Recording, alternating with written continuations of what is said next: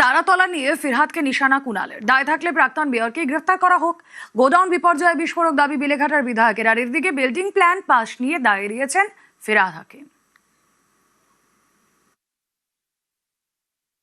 ফলে এত বড় ঘটনা যখন হয়েছে, যদি সেখানে কোনো অনৈতিক বা অবৈধ কোনো কিছুর সেই জায়গায় হয়ে থাকে, তাদের প্রত্যেকে আমরা গ্রেফতার দাবি করছি। আমরা এটাও সঙ্গে যোগ করছি যে শুধুমাত্র সামনে কয়েকজনকে দেখা যাচ্ছে, তাদের নামে এফআইআর হলো এবং তাদের গ্রেফতার করে নেওয়া হলো, আর বড় নাম যদি পেছনে থাকে তাহলে সেটা শুধু রাজনৈতিক উদ্দেশ্যে বিধানসভায় ব্যবহার করা হলো, সেটা যেন না হয়।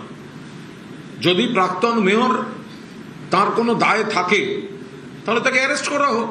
তো মুখ্যমন্ত্রী যখন দেখিয়েছেন, তো তখন সামনে যে কজন থাকবে নিচু স্তরে তারা শুধু গ্রেপ্তার হবে, আর কেউ কেউ নতুন তৃণমূলের সহসভাপতি হয়েছেন বলে গ্রেপ্তার হবেন না, প্রোটেকশন দেবেন মুখ্যমন্ত্রী, দুটো যেন না হয়।